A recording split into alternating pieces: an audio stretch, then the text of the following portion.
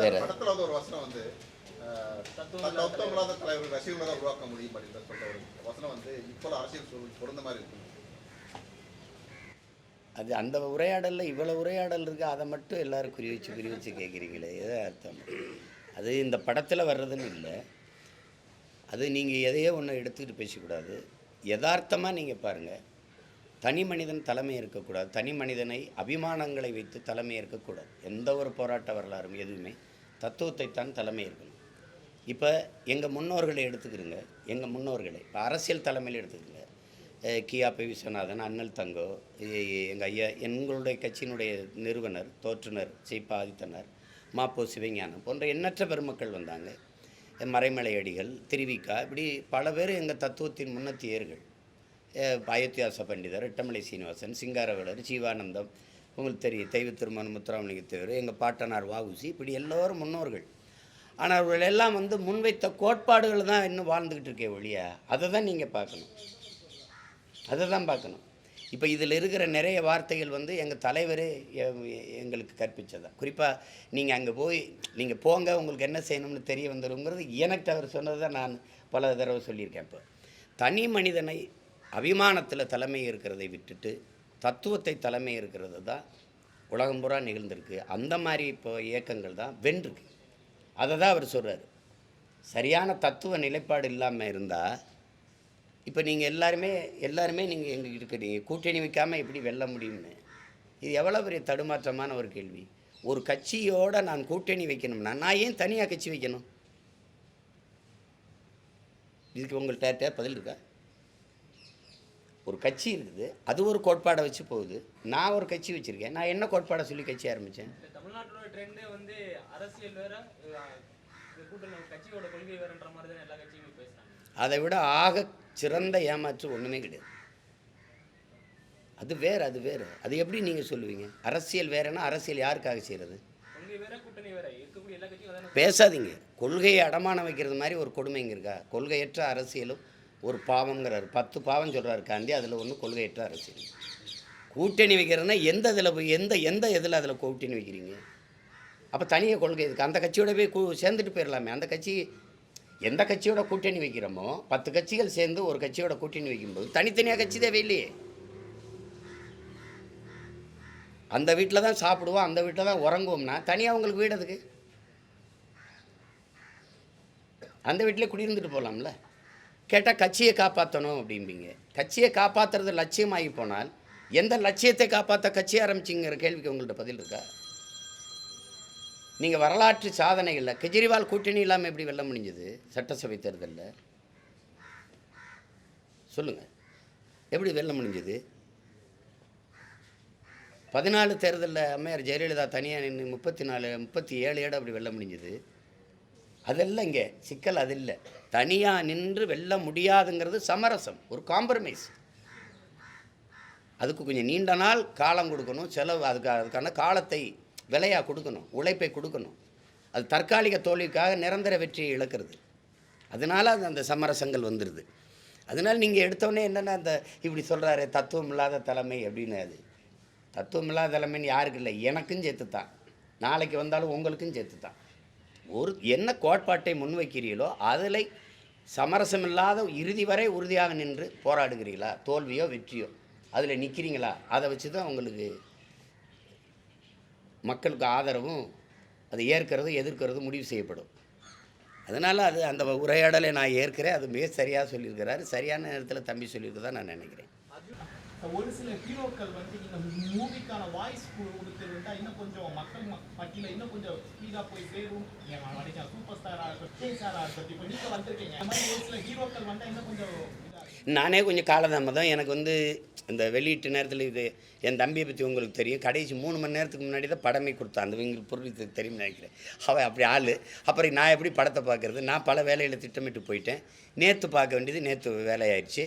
இப்போ இதுக்குன்னே அவசரமாக வந்து பார்க்குறேன்னா நாளாயிடுச்சுன்னு பார்க்கலாம். பார்த்து எல்லோரும் சொல்லலாம். அது பாராட்ட மாட்டாங்கன்னு சொல்ல முடியாது, பாராட்டுவாங்க. பாராட்டுவாங்க. வெற்றிமாறன் அவர்கள் வந்து மார்க்சிய தத்துவத்தை வந்து முழுமையாக உள்வாங்கல, அதனால வந்து தத்துவ முறையில் காட்சிகள் நிறைய விடுதலை டூல இருக்குன்னு சொல்லி இடதுசாரி ஆதரவாளர்கள் வந்து பதிவுலாம் போட்டுருக்காங்க. என்ன தத்துவம் அந்த இடதுசாரி தோழர்கிட்ட கேளுங்க, உங்கள் தத்துவம் என்னன்னு கேளுங்க. இல்ல முதல்ல வந்து இல்லை உங்கள் தத்துவம் என்ன சொல்கிறது? நீங்கள் ரஷ்ய அதிபர் ஜோசப் ஸ்டாலினை இங்கே இருக்கிற முக ஸ்டாலின் ரெண்டும் ஒன்று நினச்சிக்கிறது தவிர உங்களுக்கு வேறு ஏதாவது தத்துவம் இருக்கா?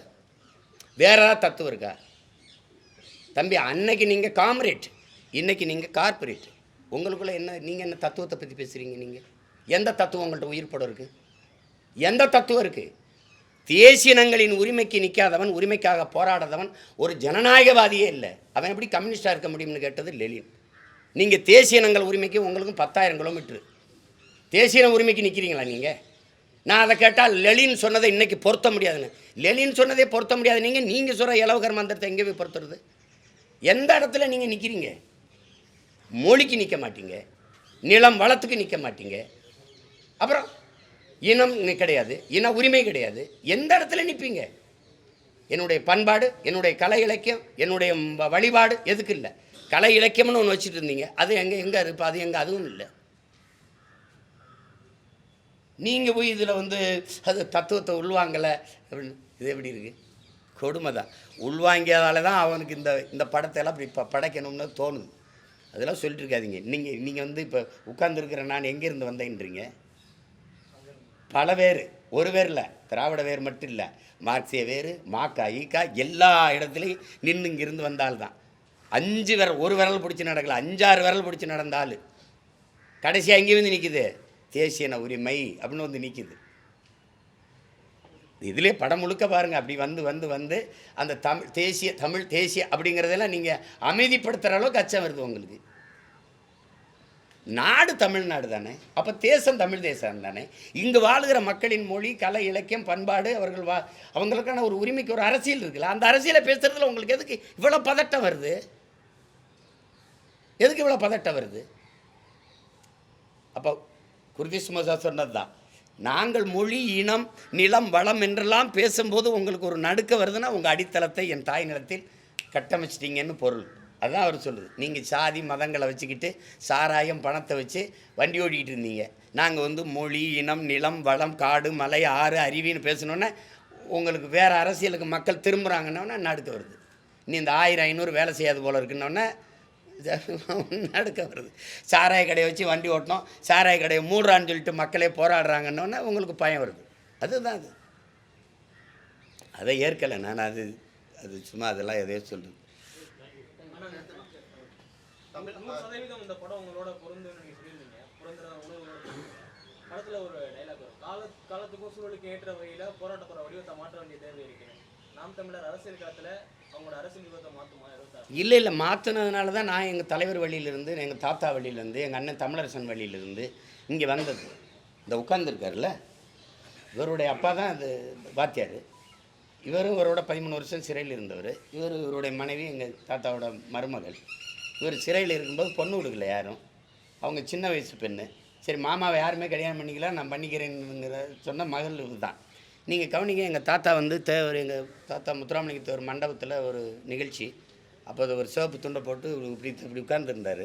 அப்போ நான் சின்ன ஆள், ஒரு 25 வருஷத்துக்கு முன்னாடின்னு வச்சுக்கிறீங்களேன், அவர் இறக்குறதுக்கு கொஞ்சம் முன்னாடி. அப்போ அவர் என்னை இங்கிட்டு ஓடிக்கிட்டு இருந்தோன்னு கூப்பிட்டீங்க, வா இன்னொரு சோழனா பையிலேருந்து ஒரு புத்தகத்தை எடுத்து இந்த புத்தகம் தான், இதை வச்சுக்க, இதுதான் உனக்கு கொடுக்க என்கிட்ட இருக்குன்னாரு. அதை படிக்கும்போது கடைசி பக்கத்தில் எழுதிப்பார், மக்களை அணிதிரட்டி அரசியல்படுத்தாமல் புரட்சியை ஒருபோதும் முன்னெடுக்க முடியாதுன்னு. தாத்தா சொன்னதை பேரன் செஞ்சுக்கிட்டு இருக்கீங்க. உங்களுக்கு புரியுதுன்னு நினைக்கிறேன். எங்கள் தலைவன் வந்து அந்த நிலத்தில் ஆயுதத்தை வச்சு அடக்கி ஒடுக்கும்போது உங்களுக்கு எந்த மொழியில் சொன்னால் புரியுமோ அந்த மொழியில் தான் நாங்கள் பேச முடியும்னாரில் அது அவர் சொன்னது தான். அப்போ சிங்களனுக்கு அவனுக்கு புரிகிற மொழியில் நம்ம பேச வேண்டியது இருக்குன்ட்டு அதை தான் மாசேத்துவங்க என்ன சொல்கிறாரு, மாவை சொல்கிறாருல்ல, நான் என்ன ஆயுதம் எடுக்கணுங்கிறத எதிரி தான் முடிவு செய்கிறான். கருவியா கருத்தியல் புரட்சியா? அது இப்போ எங்கள் முன்னோர்கள் காட்டின வழியில் அவங்க வந்து நாங்கள் இப்போ மக்கள் அரசியலுக்கு வரும்போது கருத்தியல் புரட்சி. என் தம்பி கூட கேட்டான், ரொம்ப டாக்கி, அதாவது உரையாடலாக பேச வேண்டியது இருக்கண்ணேன்னு சொன்னான். கருத்தியல் புரட்சி தான் உங்களுக்கு வழின்னு வரும்போது பேசத்தான் ஆகணும் மக்கள்கிட்ட. ஆயுதம் ஏந்தி நிற்கிறவன் பேச வேண்டியதில்லை. அரசியல் இப்போ வரும்போது, மக்கள் அரசியலுக்கு வரும்போது மக்கள்கிட்ட கருத்தை விதைச்சாதான். மண்ணில் புரட்சி வரணும்னா மக்கள் மனத்தில் வரணும். மக்கள் மனத்தில் எப்படி வரும்? நல்ல கருத்து. ஆமாம் அவன் சொல்கிறது இப்போ ஒன்றும் கிடையாது. நீங்கள் எல்லாருமே படம் பார்த்து, தம்பி படத்தை பார்த்தோன்னே என்ன செய்ய சொல்கிற? இங்கே சைலன்ஸுங்கிறதே சத்தமாக தானே சொல்ல வேண்டியது இருக்கணும்னு கைதட்டினா. ஏன்னா எல்லாருக்குமே தெரியுது, ஆனால் ஒருத்தர் எடுத்து சொல்ல வேண்டியிருக்கு. என்னப்பா செய்ய சொல்கிற? இங்கே சைலன்ஸுங்கிறதே சத்தமாக தானே சொல்ல வேண்டியது இருக்குது. இதயம் நோய்பட்டு போச்சுன்னா அறுவை சிகிச்சை பண்ணுறது அது என்ன வன்முறையா? அது சிகிச்சை. அது மாதிரி தான் இதுன்னு சொல்கிறது இருக்குல்ல. அப்போ அதை சொல்லி தான் அவனுக்கு புரிய வைக்க வேண்டியது இருக்குது. அதனால் இப்போ நாங்கள் பாதை சரியாக தேர்ந்து செஞ்சுருக்கோம். இதில் ஒரு சமரசம் இல்லை. நீ இன்னொரு 10 தேர்தல் கூட என்னை தோக்கடிங்க, நான் செத்தே போயிடறேன்னு வச்சுக்கிறேன். இப்போ என் முன்னோர்கள்லாம் இல்லை, ஆனால் நான் வருவேன்னு யாராவது நினச்சிங்க? நீ நினச்சாங்களா? நானே நினைக்கல. நாளைக்கு இன்னொருத்தன் வருவான், எங்கே நிற்கிற யாராவது ஒருத்தர் வரலாம். அதை தான் இந்த படம் சொல்லுது. தத்துவத்தை நம்பு, தனி மனிதனை தலைமை ஏற்காத, ஆக சிறந்த தத்துவத்தை தலைமையேற்று நில்லு. தனி மனிதன் மாறலாம், தத்துவம் மாறாதுங்குது. இது போன்ற படங்கள்னால புரட்சி ஹீரோ வந்து